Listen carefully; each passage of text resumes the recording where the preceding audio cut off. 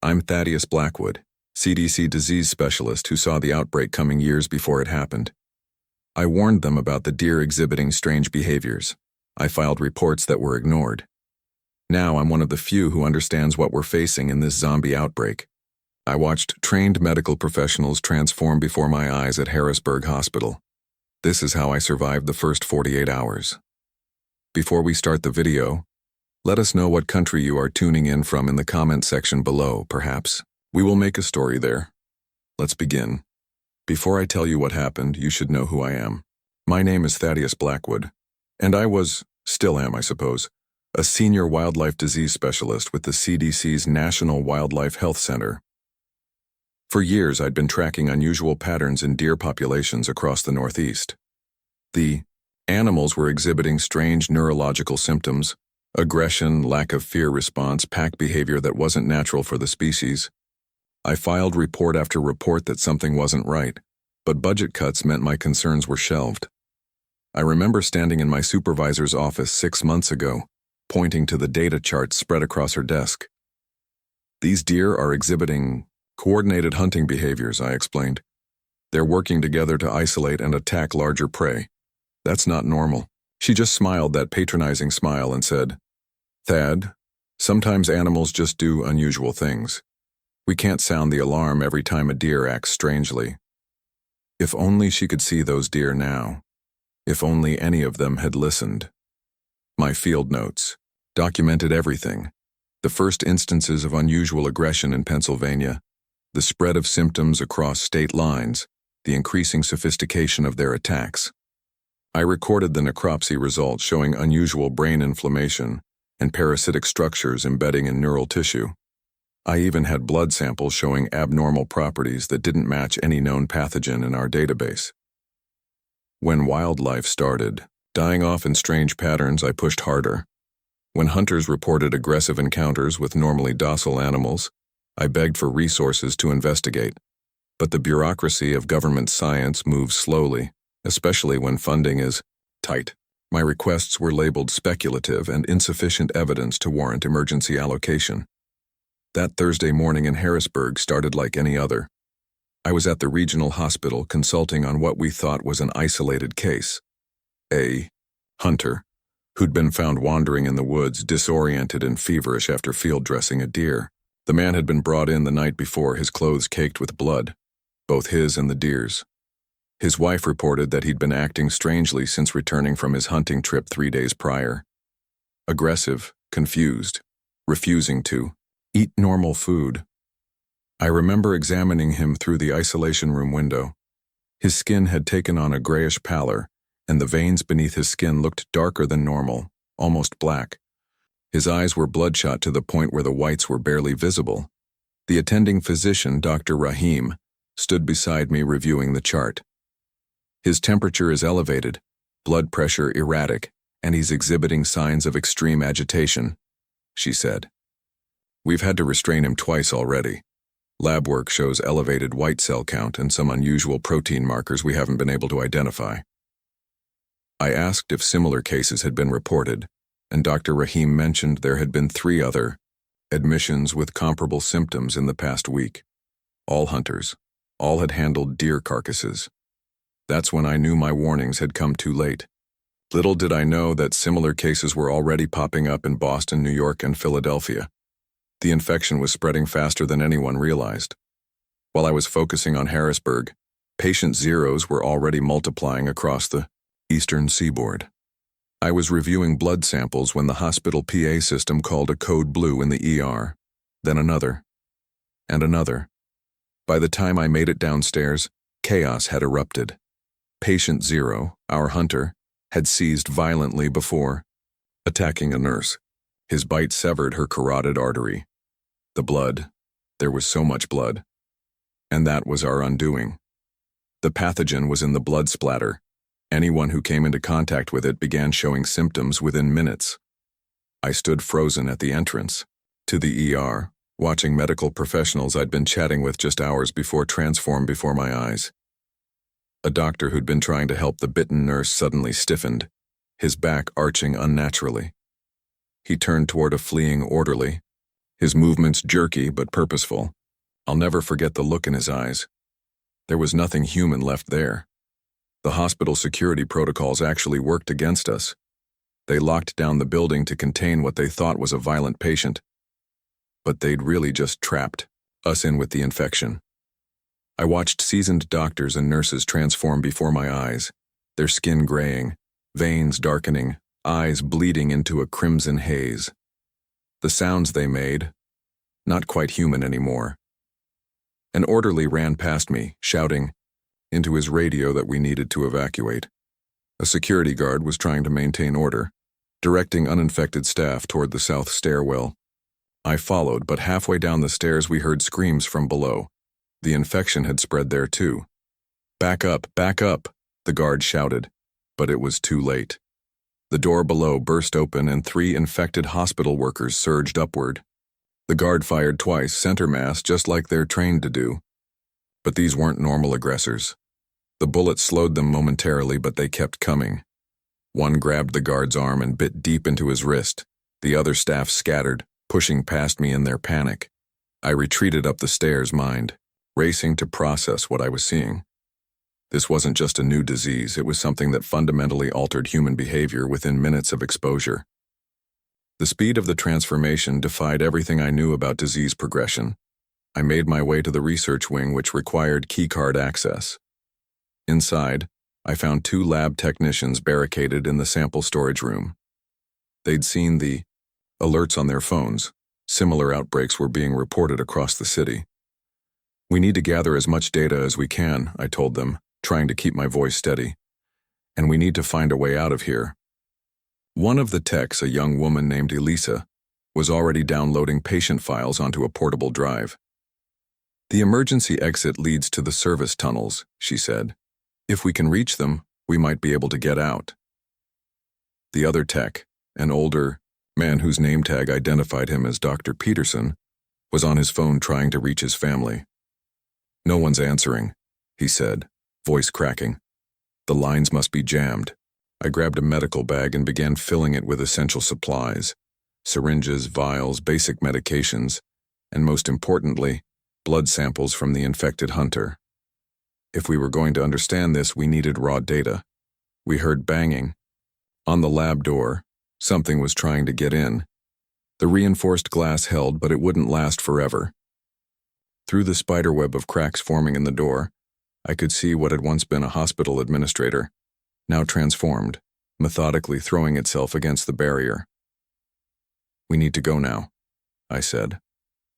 We made our way to the emergency exit, which thankfully required a different key card that I had access to. As we opened the door, alarms blared, but that hardly mattered anymore. The service tunnel was dark, emergency lights casting long shadows that seemed to move on their own. We had barely gone 20 feet when Elisa stopped abruptly. I don't feel right, she whispered. Dr. Peterson and I turned to look at her. In the dim red emergency lighting, I could already see the telltale darkening of the veins in her neck. There must have been infected blood on her somewhere. Maybe on her lab coat, maybe a microscopic splash on her skin. Go, she said, backing away from us. Please go, I can feel it, changing me. Dr. Peterson reached for her, but I pulled him back. We can't help her now, I said. But there must be something. There's nothing, I insisted. Not yet. Not until we understand what we're dealing with. Elisa's breathing became ragged, her movements increasingly jerky. Go, she screamed, her voice already changing, becoming deeper, guttural. We ran. Behind us, I heard Elisa's final human scream transform into something else entirely. Something hungry. The service tunnel seemed endless, branching in multiple directions. We chose paths at random, just trying to put distance between ourselves and what Elisa had become. Finally, we found a maintenance door that led to the parking garage. Dr. Peterson spotted his car and fumbled for his keys. Come with me, he said. We can try to reach the CDC field office. I was about to agree when I noticed the dark stain on his sleeve. Blood, not his own. He must have contacted it when he reached for Elisa. Dr. Peterson, I said quietly. Your arm? He looked down, his face draining of color as he understood what it meant. "No," he whispered. "No."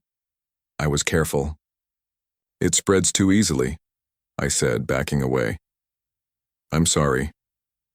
He nodded slowly, accepting his fate with the resignation of someone who understood the science all too well.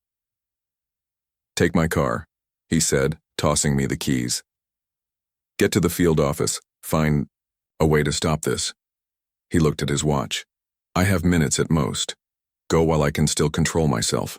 I barely escaped through the garage with my research notes, the medical bag I'd grabbed from an abandoned cart, and the terrible knowledge that what I'd been warning about for years had finally happened. A pathogen had jumped from wildlife to humans, but it was worse than anything I'd predicted. This wasn't just making people sick, it was changing them. As I emerged into the parking lot, I saw the city was already descending into panic. People were fleeing the hospital, unknowingly carrying the infection with them. Police, sirens wailed in the distance. My phone buzzed with an emergency alert. Shelter in place, medical emergency in progress. If only they knew how inadequate those words were. The car wouldn't start. Something about the electronics failing. Emergency systems must have triggered some kind of shutdown. I looked around desperately for another option. The streets were filling with people running in all directions.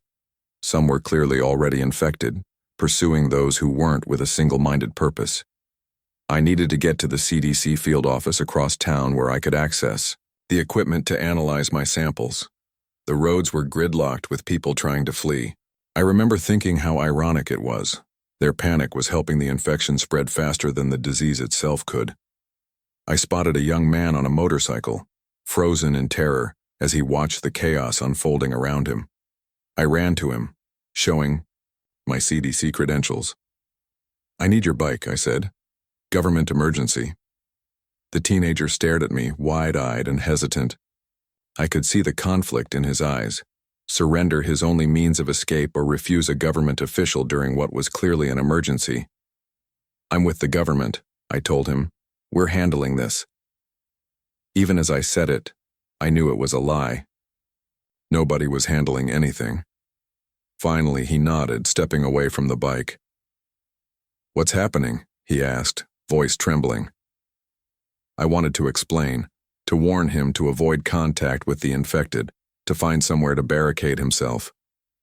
But behind him, I saw 3 infected hospital visitors moving with purpose in our direction.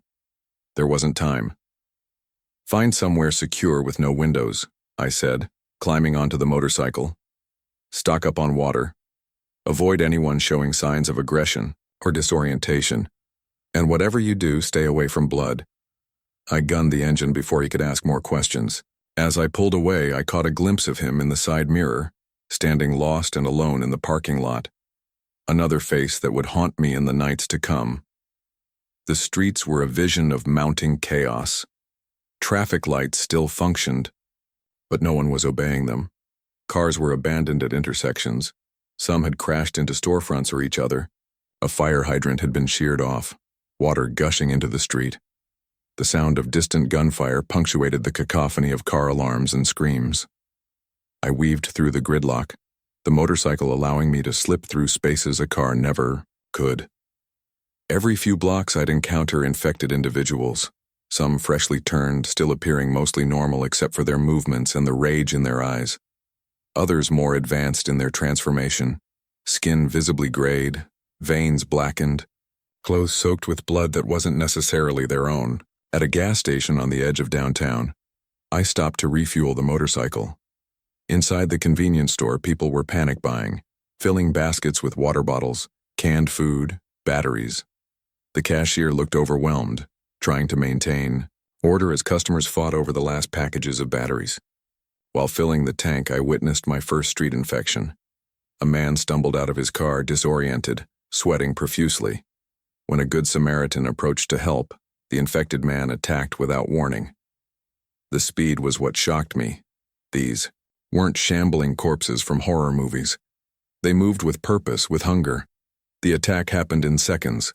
The infected sank his teeth into the helpful stranger's neck. Blood sprayed across the gas pump, Others scattered, screaming. I finished filling the tank and was preparing to leave when I noticed something even more terrifying. The infected was methodically pursuing those fleeing, choosing targets, cutting off escape routes.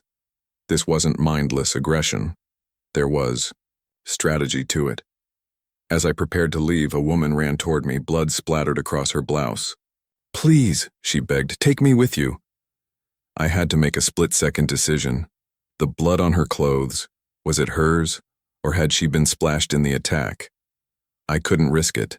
I couldn't risk becoming infected myself when I might be one of the few people who understood what was happening.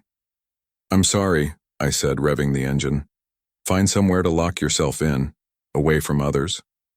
The look of betrayal in her eyes as I pulled away is another memory I'll never shake. The CDC field office was located near the university, about 7 miles from the hospital. Under normal circumstances, it would have been a 20-minute drive.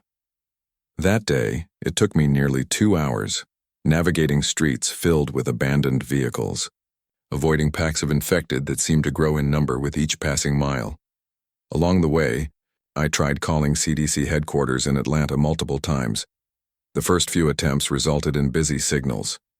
Finally, I got through to an automated message. "All CDC personnel are currently engaged in emergency response. Please hold for the next available operator." I hung up. There would be no operators. The system just hadn't caught up to reality yet. I tried local authorities next. Police dispatch answered, sounding harried. When I identified myself as CDC and started explaining about the infection, the dispatcher cut me off. "Sir, we're aware of the situation. We have reports of similar incidents across the city. Emergency protocols are being implemented." The line crackled with static and distant shouting. "If you have specific information about the nature of the contagion, please report to the emergency command center being established at City Hall."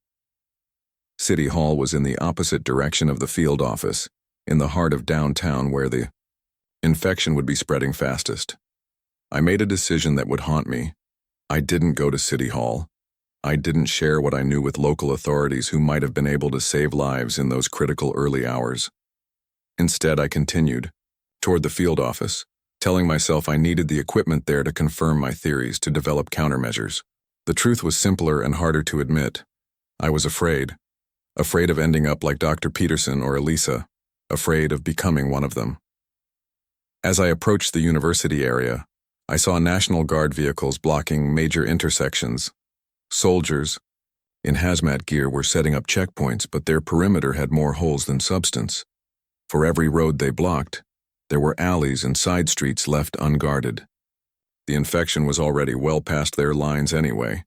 I identified myself at a checkpoint showing my CDC credentials. The young lieutenant in charge looked relieved to see someone who might have answers. "What are we dealing with here, sir?" he asked, voice muffled behind his mask. "Highly contagious pathogen," I said, not wanting to use the term parasite yet without confirmation. "Bloodborne, possibly airborne as well." This last part was speculation, but the speed of transmission suggested multiple vectors. "Affects the brain, causes extreme aggression. Anyone showing symptoms should be considered extremely dangerous." "Rules of engagement?" he asked. What he meant was, can we shoot them? "Infected individuals are still civilians," I said, though I wasn't entirely sure that was true anymore. "But they're extremely dangerous and will not respond to verbal commands. Maintain distance at all costs, if that's impossible." I let the implication hang. He nodded grimly. "We've been told reinforcements are coming. FEMA, CDC, military. Is that true?" I wanted to give him hope, this young man standing at a flimsy barricade against a tide he couldn't possibly understand. "Help is coming," I lied. "Hold your position and wait for specialized units." More lies. But what was the alternative? Tell him the truth, that by the time specialized units were mobilized, there might be nothing left to save? He waved me through, and I continued toward the field office, guilt gnawing at me with every mile. The CDC regional field office was housed in an unremarkable 3-story building on the edge of campus. As I approached, I could see the parking lot was nearly empty. A few cars remained, suggesting at least some staff might still be inside. The main entrance doors were locked, security lights flashing to indicate an active lockdown protocol. I used my keycard on the side entrance, relief washing over me when the light turned green and the magnetic lock disengaged. Inside, the corridors were eerily quiet. Motion-activated lights flickered on as I moved deeper into the building, calling out for any remaining personnel. No response. In the main research lab, I found signs of hasty evacuation, computers still running, half-empty coffee cups on desks, personal items left behind. On a whiteboard, someone had written, "Meeting at City Hall Emergency Command, 11 a.m. They'd gone to the very place I'd avoided. The field office had been abandoned, but they'd left behind what I needed, a sealed lab where I could safely examine my samples. The power was still on, backup generators humming steadily. It felt surreal, this pocket of order in a world rapidly spinning out of control. I secured all entrances to the lab wing, using my emergency protocols access to engage additional security measures. Only then did I allow myself a moment to breathe, to process what I'd witnessed. My hands shook as I removed the blood samples from my bag, preparing them for analysis. Under the microscope, I saw what we were dealing with. Not a virus or bacteria, but a sophisticated parasite that targeted the limbic system of the brain. It hijacked the host's neural pathways, amplifying rage and hunger while suppressing higher cognitive functions. The infection wasn't killing its hosts, it was using them. And here's the most terrifying part. In the blood samples taken from the hunter earlier that morning, I could see the parasite was evolving, adapting to its new human host in real time. The parasite bore similarities to Toxoplasma gondii, which can alter rat behavior to make them attracted to cat urine instead of afraid of it, essentially programming them to be eaten by cats, the parasite's preferred final host. But this was something else entirely, more complex, more directed, almost purposeful in its design. I spent hours analyzing the samples, running tests, documenting my findings. The parasite appeared to be a previously unknown species, though. It shared some genetic markers with parasites found in deer and other cervids. It was sophisticated beyond anything I'd ever encountered, capable of rapidly rewiring human neural pathways to create the perfect transmission vehicle, a host driven to attack others and spread the infection through blood and other bodily fluids. As afternoon turned to evening, I took a break from the microscope and moved to the roof access to survey the city. Harrisburg was transforming before my eyes. Smoke rose from multiple locations, fires burning unchecked as emergency services collapsed. The distant wail of sirens had largely fallen silent. In their place came new sounds, screams, sporadic gunfire, and something else, a collective howling that rose and fell like a terrible tide. From my elevated vantage point, I could see movement in the streets, not the chaotic flight of earlier in the day, but something more coordinated. The infected were moving in groups now, 5 or 6 together, communicating through guttural sounds.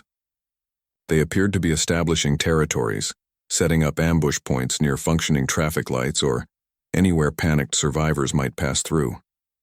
That night, I watched from the rooftop as Harrisburg burned. The infected moved in packs, now hunting the uninfected with terrible efficiency. Military helicopters thundered overhead, and in the distance I heard sustained gunfire. They were trying to establish a quarantine zone, but it was too late. The infection had already spread, beyond containment. The night sky took on an orange glow from the fires. Occasionally I'd see flares or searchlights sweeping across neighborhoods. Once a military jet screamed overhead, flying low enough to rattle the windows of the building. Whether it was gathering intelligence or preparing for something worse, I couldn't say. I tried calling my superiors at the CDC headquarters in Atlanta, but the lines were jammed. I finally got through to an old colleague at around 2 a.m. "Thad," she said, her voice cracking with exhaustion. "It's not just Harrisburg, it's everywhere. New York has fallen, Boston too. The president's been evacuated to a secure location." Then the line went dead. I spent the night synthesizing what might work as a temporary repellent based on my research. The parasite seemed to trigger on human pheromones, so I created a compound that might mask those signals. It wasn't a cure, not even close, but it might buy precious time. By midnight, the power grid began to fail. Sections of the city went dark in sequence, like a wave of shadows sweeping across Harrisburg. The field office's backup generators kicked in immediately, but I knew they had limited fuel. By my calculations, I had perhaps 24 hours before I'd be in darkness too. I worked through the night, testing the repellent on infected blood samples, refining the formula. By dawn, I had something I believed might work, not to cure the infected, but to make the uninfected less detectable to them. It was a stopgap, at best, but stopgaps were all we had now. As morning broke on the second day, I knew I had to leave the relative safety of the lab. I couldn't stay there indefinitely, and the repellent I'd created needed field testing. I applied it liberally to my clothing and exposed skin, hoping the chemical cocktail would mask my human scent from the infected. The sunrise revealed a transformed city. Where yesterday there had been panic and chaos, now there was an eerie order to things. The streets were largely empty of uninfected humans. Those who hadn't fled or found secure shelter had likely already joined the ranks of the infected. And the infected themselves had evolved in just the 12 hours since I'd last had close contact with them. I packed a small bag with essential supplies, water, protein bars from the break room, basic medical supplies, and most importantly, my research notes and additional samples of the repellent. I also took a fire axe from the emergency cabinet. Not my preferred weapon, but it would have to do. I wasn't sure the repellent would work, and I needed some means of defense. Before leaving, I made one final attempt to contact CDC headquarters. The call connected, but instead of a human voice, I heard an automated message. Due to the national emergency, all CDC personnel are directed to report to their designated emergency response centers. If you are experiencing symptoms, please isolate immediately and await further instructions. It was the same message that had probably been playing for hours while the situation deteriorated beyond any hope of containment. The infrastructure was still functioning, phones, automated systems, but the human element had already collapsed. I made my way cautiously through the building, listening for any sounds that might indicate infected inside. The field office seemed clear, but I took no chances, moving slowly and checking each room before proceeding.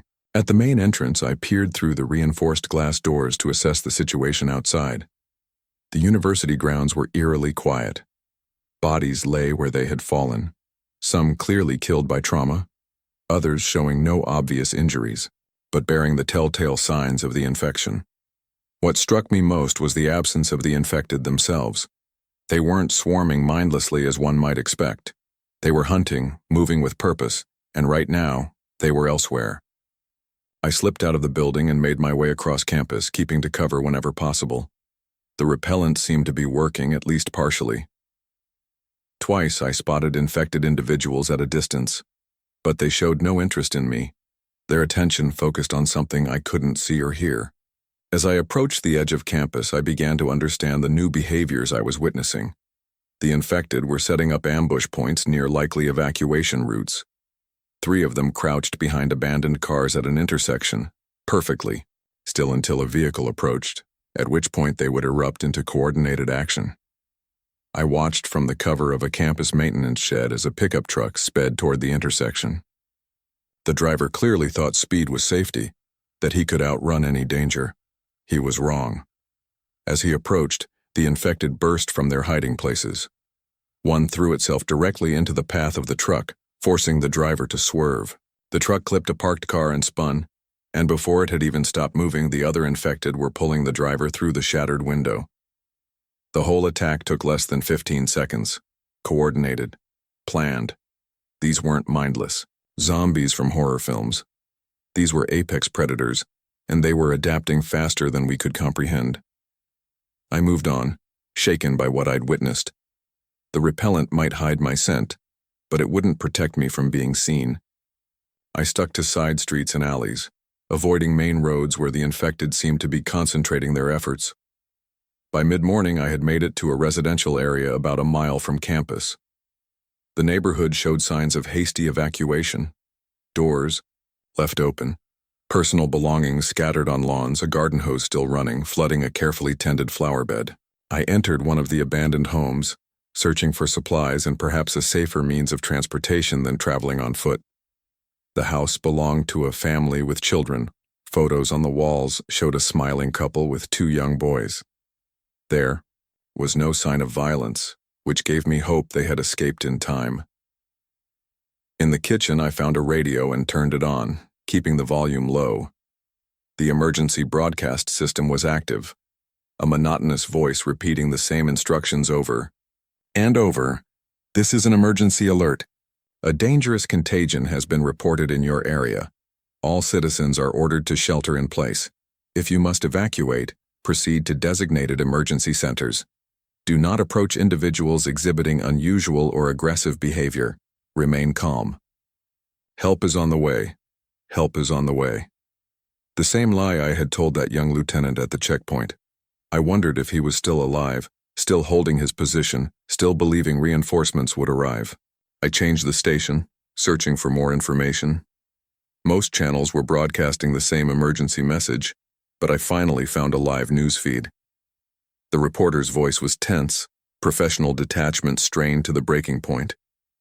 We're getting reports of similar outbreaks in over 30 major cities across the eastern seaboard, she was saying. The CDC has confirmed that the contagion is spread through blood and other bodily fluids.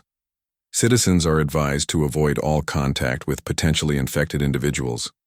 Symptoms include discoloration of the skin, aggression, and coordinated hunting behaviors. Yes, you heard that correctly. The infected appear to be working together to spread the contagion, so they were reporting the coordination I'd observed. That was something, at least. Public messaging was catching up to reality, though still hours behind. Military units have been deployed to establish quarantine zones around affected areas, the reporter continued. All air travel has been suspended. The president is expected to address the nation within the hour from a secure location. I turned off the radio. The situation was moving too quickly for broadcast news to keep pace. What mattered now was what I was seeing with my own eyes, and what I'd observed in the lab. The infected were evolving, adapting, becoming more efficient at spreading the parasite. And they were doing it faster than any natural evolutionary process should allow. In my research on the deer populations, I had documented an accelerated mutation rate in the parasite, but nothing like what I was seeing in the human hosts. It was as if the parasite had been waiting for the jump to humans, had been preparing for it. The implications were troubling, to say the least. I found car, keys on a hook by the door, and checked the garage. An SUV sat inside, apparently in working order. I considered taking it but decided against it. Vehicles attracted attention, both from the infected and from desperate survivors. For now, I was better off on foot, relying on the repellent and stealth. Before leaving the house, I spotted a pair of binoculars on a shelf. The previous owner must have been a bird watcher. I took them. They would be useful for observing the infected from a safe distance. Back on the street, I noticed something new. The infected were marking territory. One had used blood to draw crude symbols on the side of a house. Not random patterns, but deliberate markings that reminded me of primitive territorial boundaries. I photographed them with my phone, adding to my documentation of their evolving behavior. As I continued through the neighborhood, I used the binoculars to observe the infected from a distance. Their movements had become more efficient, less recognizably human. They communicated with a combination of guttural sounds and body language that had its own internal logic. Most disturbing was the way they seemed to be establishing a hierarchy. Some gave what appeared to be directions, while others carried them out. By early afternoon, I had made it to a commercial district. Most businesses were closed and abandoned, but I noticed activity at a grocery store. From my vantage point behind a parked delivery truck, I could see that a group of survivors had barricaded themselves inside, using shopping carts and shelving to block the entrance. Outside, at least a dozen infected were gathered, not attacking, frantically as one might expect, but waiting, watching, learning. I observed them for nearly an hour, documenting their behavior. They took turns testing different points of the barricade, probing for weaknesses. When one approach failed, they tried another. They were problem-solving. The parasite wasn't just controlling its hosts. It was learning from them, using their human intelligence while stripping away the restraint that civilization had instilled. As I watched, a new group of infected arrived, led by what I could only describe as an alpha.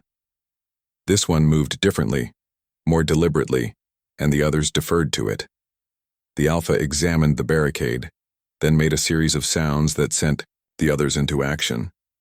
They began to coordinate, some moving to one side of the building while others maintained pressure at the front. I realized they were herding the survivors toward the weaker side exit where an ambush waited. These weren't just infected humans anymore.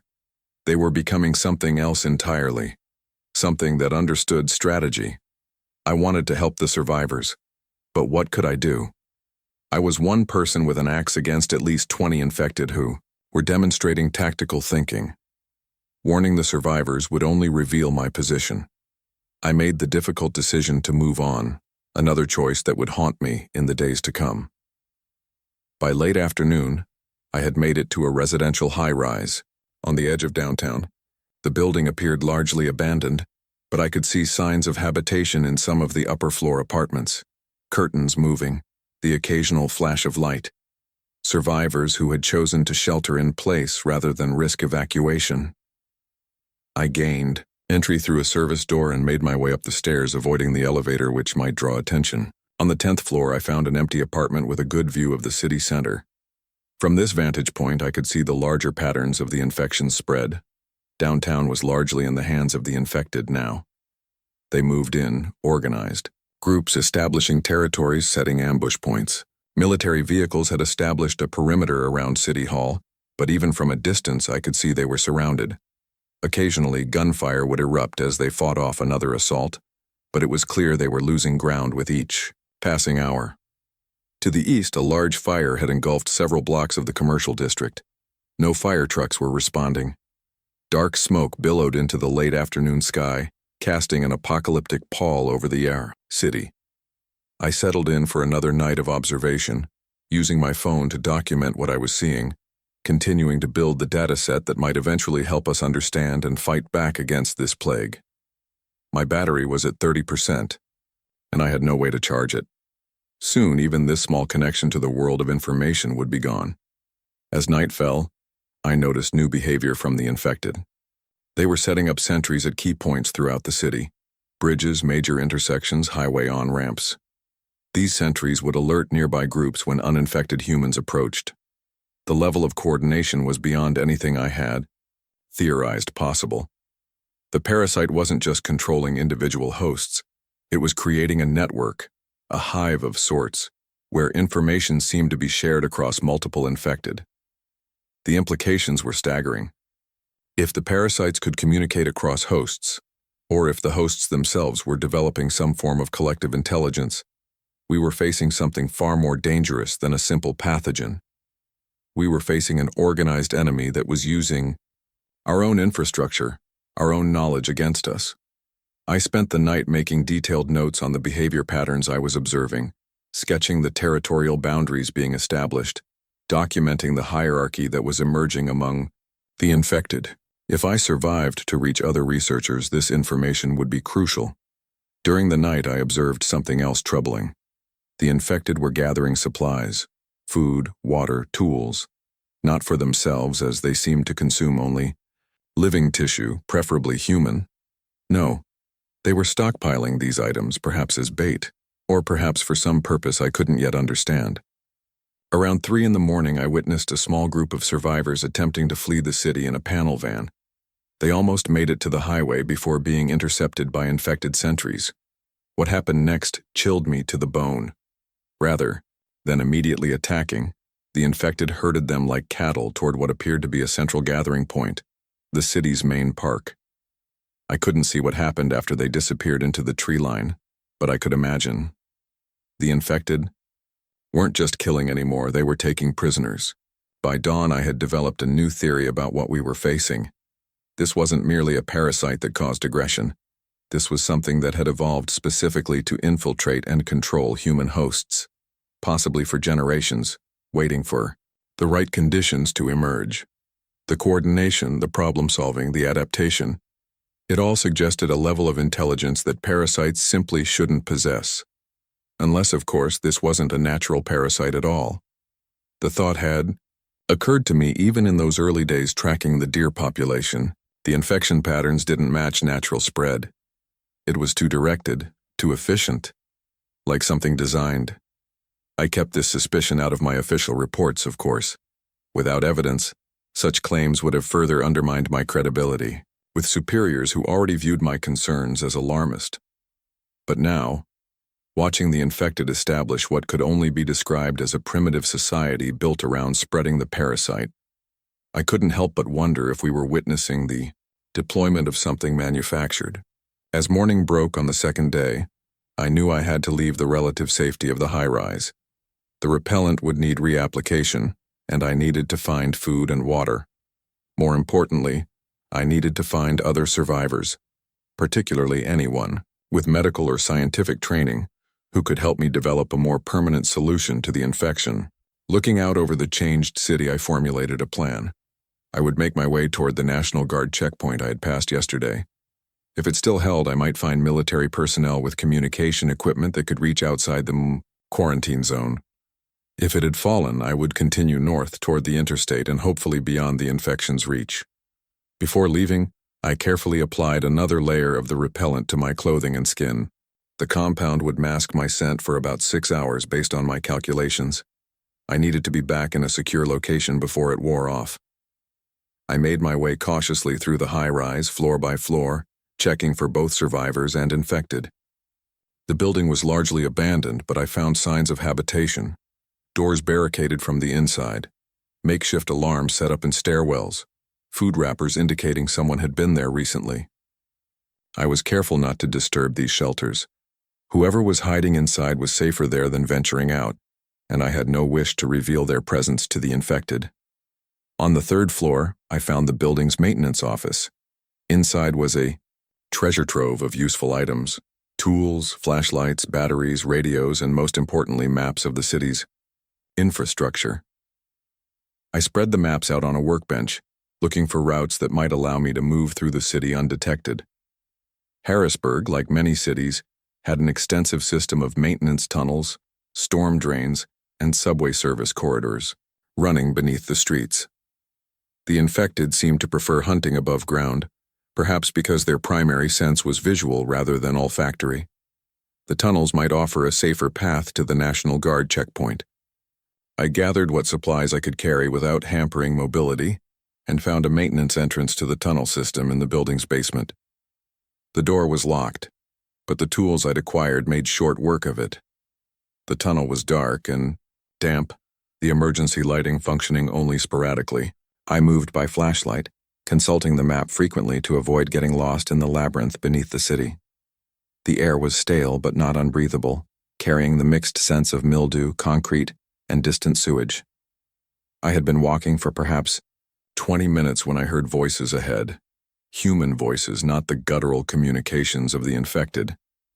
I switched off my flashlight and approached cautiously. Around a bend in the tunnel, light spilled from what appeared to be a maintenance junction. Inside, I found 3 people, 2 men and a woman, huddled around a battery-powered lantern. They had set up a small camp with backpacks, water bottles, and energy bars scattered around. One of the men was injured, his arm wrapped in a bloody bandage. I paused, considering my options. The injured man was a concern. If he had been bitten or scratched by an infected, he would turn soon. I couldn't risk approaching without assessing the situation carefully. I listened to their conversation. The injured man was explaining that he had cut himself on a broken window while escaping his apartment building. Not a bite or scratch from the infected, then. The other man was arguing they should move on, find a way out of the city. The woman was advocating for staying put, at least until they could gather more supplies. These were just ordinary people, trying to survive. I stepped into the light, hands raised to show I meant no harm. They reacted instantly, the uninjured man pulling a knife, the woman grabbing a length of pipe. "I'm not infected," I said quickly. "I'm Dr. Thaddeus Blackwood, CDC Wildlife Disease Specialist. I'm trying to reach the National Guard checkpoint to the north." They looked suspicious and I didn't blame them. In their position, I would be wary of strangers too. CDC? The woman asked. Then you know what this is? What's happening to people? I nodded, lowering my hand slowly. I've been tracking this pathogen for months. It's a parasitic organism that affects the brain, causing aggression and coordinated hunting behavior. It spreads through bodily fluids, blood, saliva, even sweat in high enough concentrations. The uninjured man, who introduced himself as Officer Ryan Keller of the Harrisburg Police Department, lowered his knife slightly. Why aren't the infected attacking each other? It was a good question, one that showed he was observing critically rather than just reacting. The parasite seems to be able to identify its own kind, I explained. Possibly through chemical signals we can't detect. They recognize other infected and work together to spread the parasite to new hosts. The woman, who identified herself as Dr. Sarah Chen, a high school chemistry teacher, looked thoughtful. So it's like a hive mind? Something like that, I admitted. Though I'm not sure if they're sharing consciousness or simply responding to the same parasitic imperative. What matters is that they're cooperating, becoming more efficient at hunting the uninfected with each passing hour. The injured man, Mark Dominguez, was a school custodian who had been caught in the initial outbreak while at work. He showed me his arm, confirming it was indeed just a deep cut from broken glass, not a bite.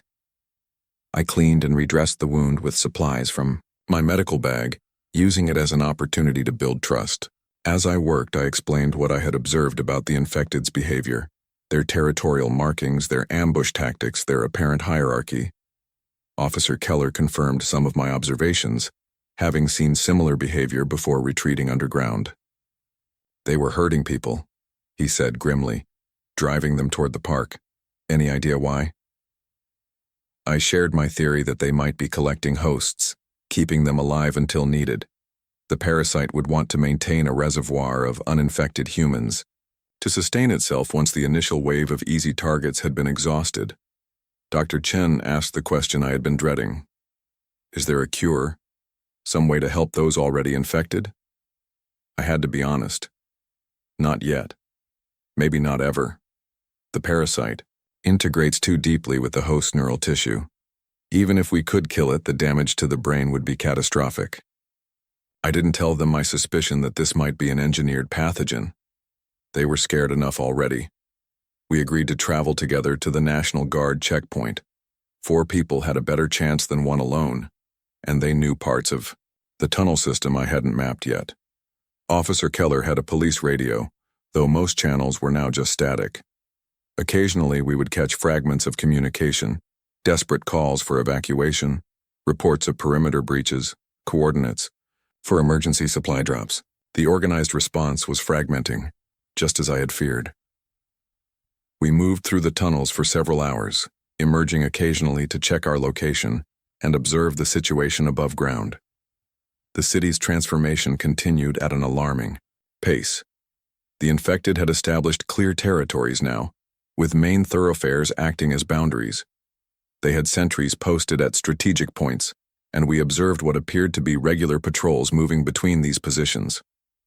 At one point, we watched from a storm drain as a group of infected cornered a man who had been scavenging in an abandoned grocery store. Rather than killing him immediately, they subdued him, then one, clearly dominant in their hierarchy, bit him methodically on the arm. They then retreated, watching from a distance as the infection took hold. It was like they were deliberately creating new infected, not just feeding. They're converting, not just killing, Officer Keller whispered, making more of themselves deliberately. Reproduction through conversion, Dr. Chen murmured. Like vampires. I nodded grimly. This confirmed my theory about the parasite's ultimate goal, not just to feed but to spread, to convert all available hosts. It was behaving like a virus but with the coordinated intelligence of a higher organism. By late afternoon, we had reached the area where I believed the National Guard checkpoint had been established. We emerged from the tunnels cautiously, finding ourselves in the basement of an office building a block away from where I had last seen the military presence. Officer Keller scouted ahead, returning with grim news. The checkpoint's been overrun. There are infected wearing military gear using the equipment. They've got the heavy weapons positioned at the barricades, but they're facing outward now, like they're expecting an attack from outside. This was a significant escalation. The infected were not just using their host's basic knowledge. They were accessing specialized military training, using complex equipment. The parasite was adapting to each host, extracting what it needed from their memories and skills. We retreated to the relative safety of the tunnels to reconsider our options. Our original plan had been to reach the military, to share what we knew, to perhaps find transportation out of the city. Now we needed a new strategy. It was Mark who suggested the convenience store. My cousin owns a place about 6 blocks from here, mini-mart with an apartment upstairs. He's got security shutters, emergency supplies. If he evacuated the place, might still be secure. If not, he didn't need to finish the thought. With no better options, we agreed to make for the convenience store. It would provide shelter for the night, and from there we could reassess our situation in the morning. The repellent I had created was working so far. None of the infected we had observed from hiding had shown any interest in our direction, but I estimated we had only a few more hours before it would need reapplication, and my supply was limited. We moved through the tunnels as far as they would take us, then had to emerge about 3 blocks from our destination. The streets were eerily quiet in this area, with no immediate signs of infected activity. Still, we moved cautiously, using abandoned vehicles and doorways as cover, freezing in place whenever we heard sounds of movement. 2 blocks from our goal, we encountered our first real obstacle. A group of 5 infected had established what appeared to be a checkpoint at an intersection, stopping and converting any uninfected who tried to pass. We couldn't go around. The buildings on either side had been damaged by fire, their interiors exposed and dangerous. "We need a distraction," Officer Keller whispered. "Something to draw them away long enough for us to slip past." I had noticed that the infected responded strongly to certain stimuli: movement, sound, the visual confirmation of uninfected humans. If we could create a distraction far enough away, we might be able to slip past while they investigated. Dr. Chen suggested rigging a car alarm to go off down a side street. With Officer Keller's help, she managed to trigger an alarm on an abandoned SUV about a block away. The sound immediately drew the attention of the infected, who moved as a coordinated unit toward the disturbance. We seized our opportunity, moving quickly across the intersection and down the street toward the convenience store. We had almost reached it when we heard a scream, human, desperate, coming from nearby. Officer Keller stopped, looking toward the source of the sound. His police instincts were compelling him to help. "We can't," I said firmly. "If we reveal ourselves, we're all dead." He knew I was right, but the conflict was clear on his face. Another scream, cut short abruptly. Then silence. We reached the convenience store, Mark's mini-mart, according to the sign, and found the security shutters intact. Mark led us to a side entrance and used his keys to let us in. His cousin had given him emergency access years ago, never imagining it would be used in these circumstances. Inside, the store was untouched, shelves still stocked with food, drinks, and basic supplies. The power was out, but emergency lighting provided enough illumination to navigate. Mark secured the door behind us and led us upstairs to the apartment. The apartment showed signs of hasty departure: drawers left open, clothes scattered on the bed, a half-eaten meal still on the kitchen table. But it was empty, suggesting Mark's cousin had evacuated successfully. We established a watch rotation, taking turns to observe the street below through gaps in the blinds. The infected activity increased as night fell, with more coordinated groups moving through the area. They appeared to be searching systematically, checking buildings, testing doors and windows. During my watch around midnight, I witnessed something that confirmed my worst fears about the evolution of the parasite. A group of infected approached the convenience store, examining the security shutters. The leader, there was always a leader now, made a series of gestures, and 2 others retrieved a heavy object from a nearby construction site. They were preparing to attempt a breach using tools. This wasn't instinctive behavior.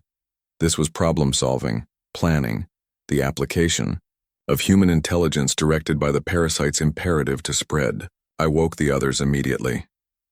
"We need to move," I whispered urgently. "They're trying to get in and they're using tools." We gathered our supplies quickly and moved to the roof access. From there, we could see the extent of the infected activity in the surrounding blocks. They were everywhere, moving with purpose, communicating through gestures and those strange guttural sounds. Officer Keller spotted our potential salvation, a parking garage 3 buildings away. There might be vehicles inside, if we can find one with keys or one I can hotwire. The gap between buildings wasn't large, and the structures were similar heights. We could make it across if we were careful.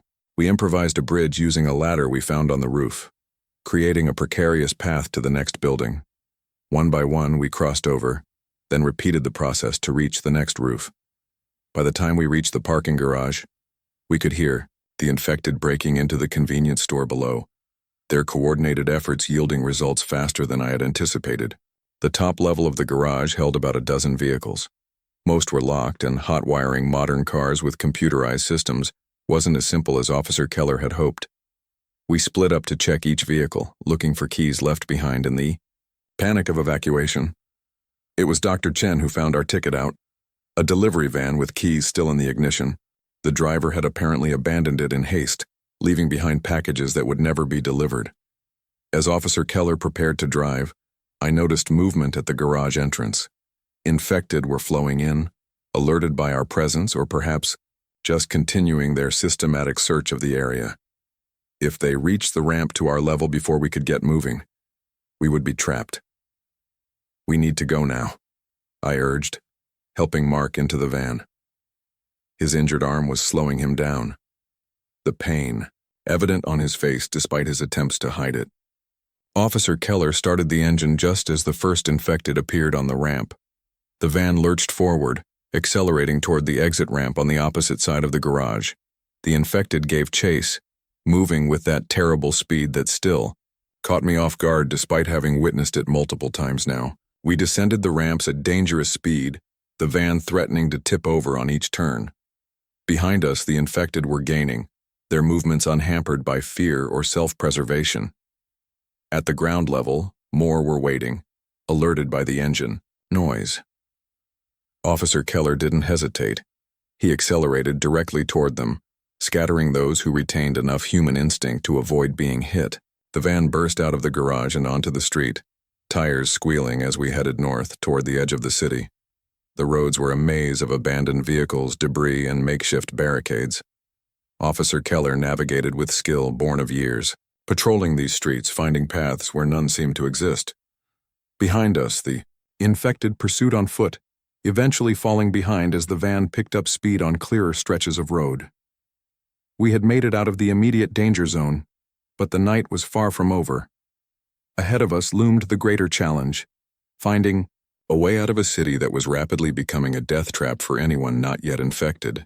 As we approached the northern edge of Harrisburg, we saw flashing lights in the distance.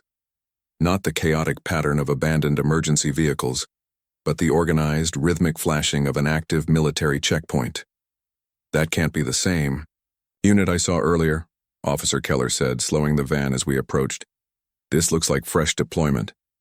Through the windshield, I could see armored vehicles, portable barricades, and soldiers in full hazmat gear. Powerful searchlights swept the area, illuminating the van as we approached. We were immediately ordered to stop via loudspeaker. We complied, bringing the van to a halt at a designated point about 50 yards from the checkpoint. Armed soldiers approached cautiously, weapons raised, flashlights blinding us through the windshield. "Exit the vehicle slowly with hands visible," came the command through a megaphone. "Anyone exhibiting symptoms will be detained." One by one, we stepped out of the van, hands raised. The soldiers kept their distance, observing us for signs of infection. I identified myself immediately. Dr. Thaddeus Blackwood, CDC Wildlife Disease Specialist. "I have critical information about the nature of the contagion." A senior officer approached, still maintaining a safe distance. "We have orders to evacuate essential personnel only." Medical and scientific experts are priority one. I saw the same hope in my companion's eyes that I had seen in the teenager I'd taken the motorcycle from. What felt like a lifetime ago, but was only yesterday. They were looking to me to get them out, to leverage my position to save them too. These people are with me, I said firmly. Officer Keller has direct combat experience with the infected and valuable tactical observations. Dr. Chen is a chemist who has been helping me develop potential countermeasures. And Mark has witnessed the early stages of the outbreak from inside a school, providing crucial epidemiological data on transmission in closed environments. The officer looked skeptical but didn't immediately refuse. We have very limited transport capacity. The evacuation point is at Fort Detrick, where a research team is being assembled. Then you need us all, I insisted.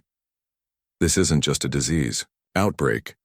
It's something far more complex and dangerous. These people have first-hand observations that could be crucial to understanding and containing the threat. After a tense silence, he nodded. You'll all be screened before transport. Anyone showing even minor symptoms will remain behind. We were led through a decontamination process examined by medical personnel and questioned extensively about our experiences. I shared what I knew about the parasite, my observations of the infected's evolving behavior, and my theory about the coordinated intelligence emerging among them. The commanding officer, a Colonel Barnes, listened intently to my report. We've been getting similar accounts from other hot zones, he confirmed. The level of coordination you're describing matches what we've observed in New York and Boston. This isn't behaving like any pathogen we've encountered before. Because it's not just a pathogen, I explained. It's a parasitic organism that essentially hijacks human neural networks, creating a distributed intelligence that grows more sophisticated with each new host. The implications hung in the air between us. If what I was describing was accurate, we weren't just facing a disease outbreak. We were facing an invasion of sorts, a non-human intelligence using our bodies as vehicles to spread and evolve. By dawn, we were cleared for evacuation. A military helicopter landed at the checkpoint, ready to transport us and a few other essential personnel to Fort Detrick. As we boarded, I looked back at Harrisburg, the city where I had spent the last 5 years tracking what I thought was just an unusual wildlife disease. Now it was being consumed by something far worse, something I had warned about but failed to prevent. The helicopter lifted off just as the sun was rising, illuminating the changed landscape below. From the air, the city looked almost normal, but I could see the patterns of infected movement, the territories they had established, the systematic way they were expanding their control. I turned to my companions, these 3 strangers who had become unlikely allies in our struggle to survive. We're not just running, I told them. We're bringing back critical information, intelligence that might help us fight back. As the helicopter banked away from the city, carrying us toward what we hoped would be safety, I couldn't shake the feeling that we were leaving behind not just a disaster zone, but the opening phase of a war. A war against an enemy that wore human faces, but was something else entirely beneath the surface. The military helicopter carried us away from Harrisburg and the horror it had become. Below us, I could see other cities and towns showing the same patterns of infection, concentrated areas of activity, organized movements of the infected, territories being established. It wasn't just Harrisburg. The entire eastern seaboard was under siege. Fort Detrick appeared on the horizon, a sprawling military complex that had been rapidly converted into a central command center for the outbreak response. As we descended toward the landing pad, I could see the scale of the operation. Medical tents, research facilities, military vehicles, and personnel moving with urgent purpose. At least here, there was still order, still resistance. We were separated upon arrival. As a CDC specialist, I was immediately taken to the main research facility where other scientists had been gathered from across the country. Officer Keller was directed to tactical briefings where his first-hand combat experience with the infected would be valuable. Dr. Chen was assigned to a team working on potential chemical countermeasures, her background in chemistry making her an asset despite her lack of advanced degrees. Mark, after being treated for his injured arm, was debriefed on his observations and then assigned to support staff. The research facility was a hive of activity. Monitors displayed real-time data from outbreak zones across the country. Laboratory spaces were filled with scientists analyzing samples, testing theories, desperately seeking any weakness in the parasite's formidable design. I was introduced to Dr. Eleanor Patel, the lead scientist coordinating the research effort. She was a virologist who had been pulled from the CDC headquarters in Atlanta just hours before it was overrun. "Dr. Blackwood," she said, skipping pleasantries, "I understand you've been tracking this pathogen for months before the outbreak." I nodded, unpacking my notes and samples. In wildlife populations, primarily deer in the Northeast, I documented behavioral changes, tissue samples showing neural parasitic structures, blood work indicating a previously unidentified parasite. My reports were filed but deemed low priority. She didn't waste time with recriminations or might-have-beens. "Show me everything you have." For the next several hours, I shared my research, observations, and theories with Dr. Patel and her team. The blood samples I had brought from the hospital were particularly valuable, as they showed the parasite in various stages of human adaptation. "The speed of mutation is unprecedented," one of the microbiologists remarked, examining the samples under an electron microscope. "It's as if it's been designed to optimize its integration with human neural tissue." I hesitated, then shared my most controversial theory. "I believe it may have been designed. The transmission patterns in the deer population showed directed spread rather than natural dispersion. And now the coordinated behavior we're seeing in infected humans suggests a level of distributed intelligence that seems almost purposeful." There was a moment of stunned silence, then a flurry of questions and objections. Dr. Patel raised her hand for quiet. "We can't rule anything out at this point," she said firmly. "Natural or engineered, what matters is understanding its mechanisms and finding a way to stop it." She pulled up satellite imagery on the main screen, showing the spread of the infection across major population centers. Red zones indicated complete infection, yellow showed active spread, green marked areas still considered secure. There were far too many red zones. "We're estimating 70 to 80% infection in major East Coast cities," she explained. "The rate of spread is exponential. At current progression, we're looking at nationwide infection within 10 to 14 days unless we can establish effective containment." The scale of the crisis was breathtaking. What had begun as unusual behavior in deer populations had cascaded into a nationwide emergency that threatened to become global within weeks. Over the coming days, a clearer picture emerged of what we were facing. The parasite, which we now classified as Neurax parasiticus, was unlike anything previously documented. It didn't simply hijack individual hosts. It created a network across them, a distributed intelligence that grew more sophisticated with each new infected. The infected weren't just spreading randomly. They were strategically targeting infrastructure, communications, transportation hubs, systematically dismantling our ability to respond while maximizing their own spread. And they were learning, adapting to our tactics faster than we could develop new ones. A week after our evacuation from Harrisburg, I was part of a team briefing military leadership on our findings. General Richard Hayes, the commander of the Joint Task Force, listened grimly as we outlined the parasite's capabilities and the grim prognosis for containment. "You're telling me these things are communicating? Coordinating across cities?" he asked, disbelief evident in his voice. "Yes, sir," I confirmed. "The parasite creates a network across hosts. We don't fully understand the mechanism, but the evidence is clear in their behavior. They're not individual infected anymore. They're becoming a collective entity with distributed intelligence." "And you believe this was engineered?" He fixed me with a penetrating stare. I chose my words carefully. "The evidence suggests design, rather than evolution. The parasite's ability to integrate with human neural systems, its rapid adaptation, the coordinated behavior it generates, these aren't characteristics we typically see in naturally occurring pathogens." "So we're talking about a bioweapon," he said flatly. "Potentially, yes. Though if so, it's far more sophisticated than anything publicly known to exist. The general turned to his staff. Containment options? A colonel stepped forward with a tablet displaying various scenarios. None of them were encouraging.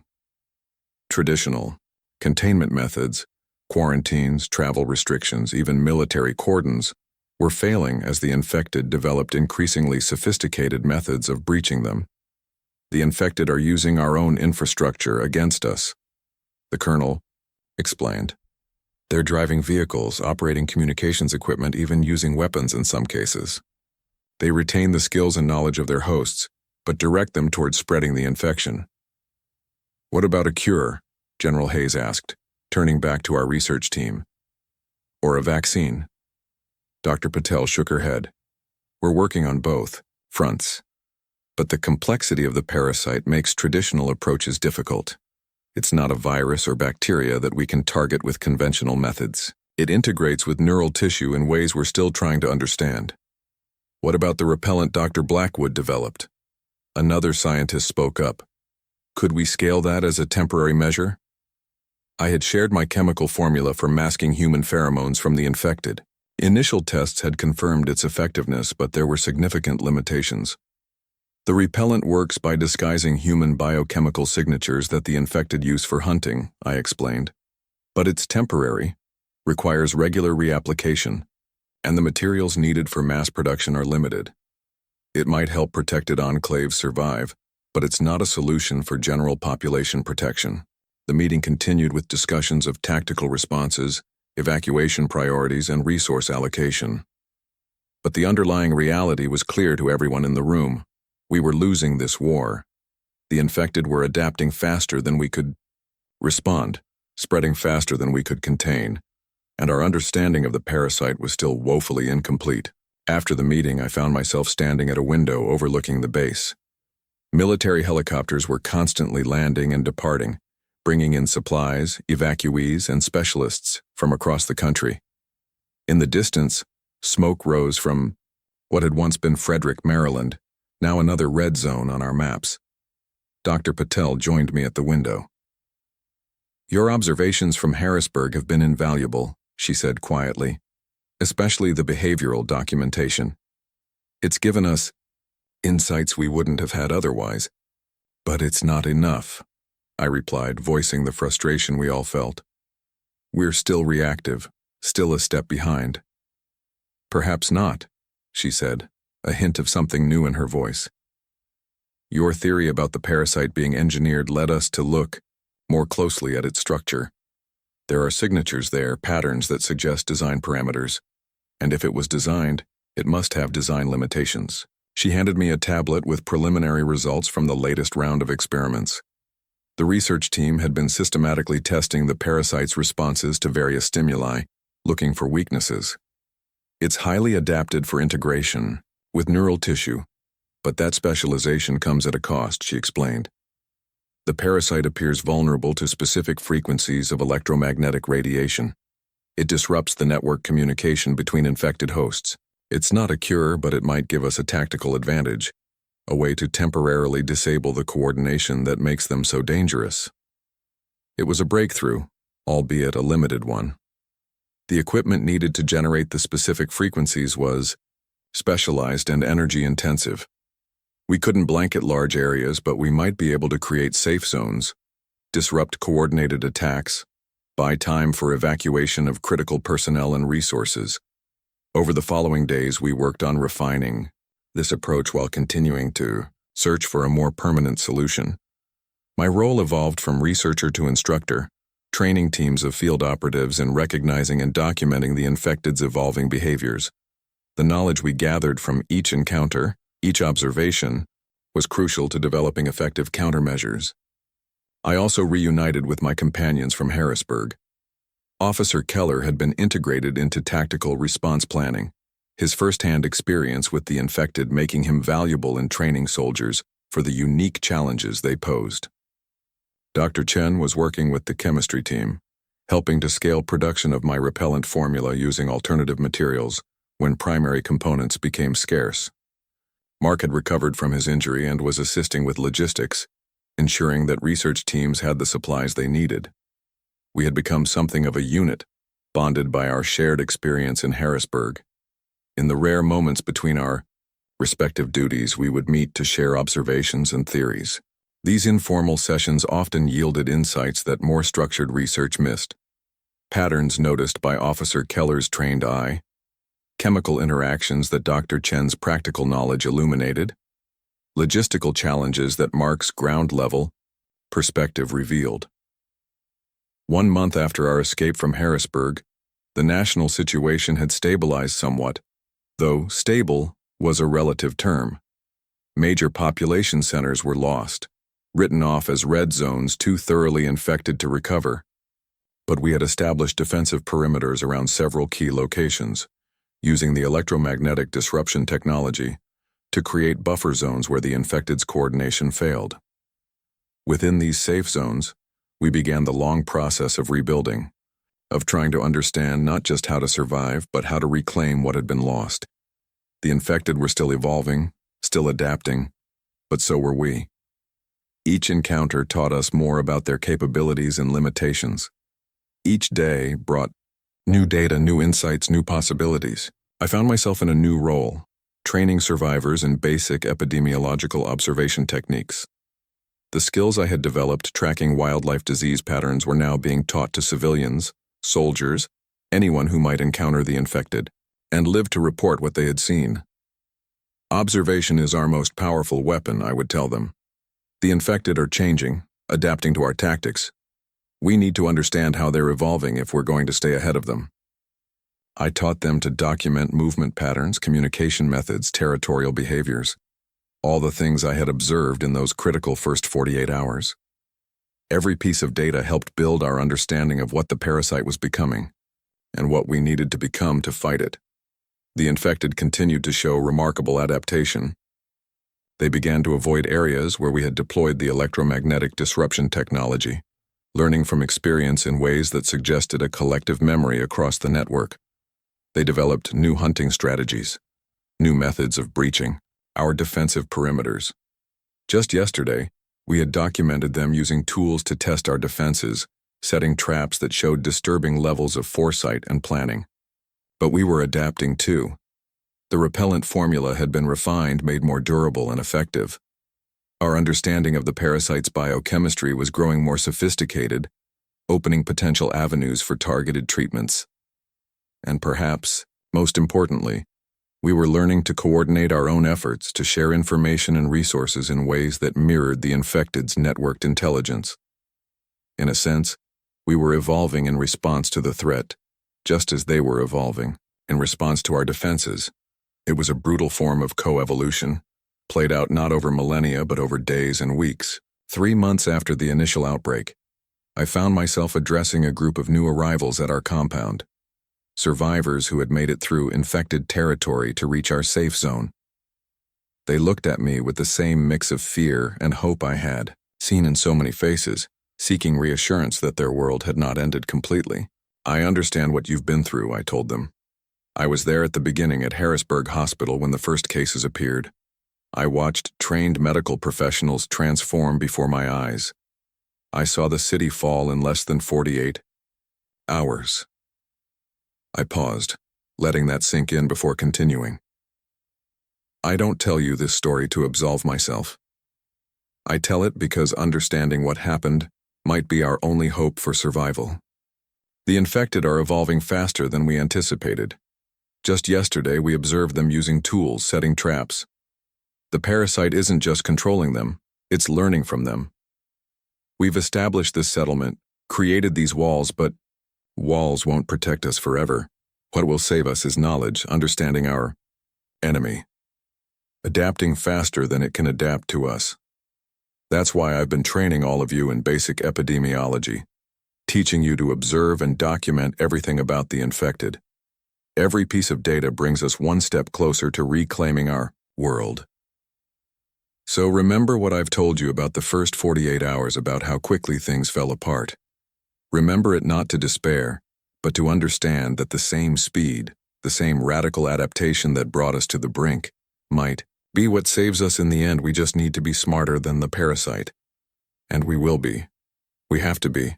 As I looked at their faces, some still shell-shocked, others beginning to show the first glimmers of resolve, I thought about how far we had come from those terrifying first hours. We had moved from pure survival to organized resistance, from fleeing to fighting back. We were still here, still human, still adapting and evolving in our own way. The road ahead would be long and difficult. The infected controlled vast territories and our safe zones were islands in a hostile sea.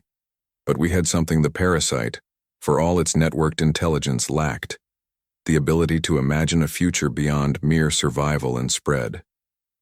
We could envision a world reclaimed, healed, rebuilt. And that vision gave our adaptation purpose and direction. In those first 48 hours in Harrisburg, I had witnessed the beginning of what could have been the end of human civilization. Instead, it had become the beginning of something else, a new chapter in our species' long history of facing extinction and finding a way through. We had been broken, yes, but in that breaking, we were being reforged into something more resilient, more connected, more aware of our fundamental interdependence. The parasite had created a network of infected hosts, bound together by its imperative to spread and consume. In response, we had created our own network of knowledge, shared understanding, and collective purpose. Two competing networks, two different visions of humanity's future, locked in a struggle that would determine which would ultimately prevail. As night fell over our compound, I returned to the laboratory where our research continued.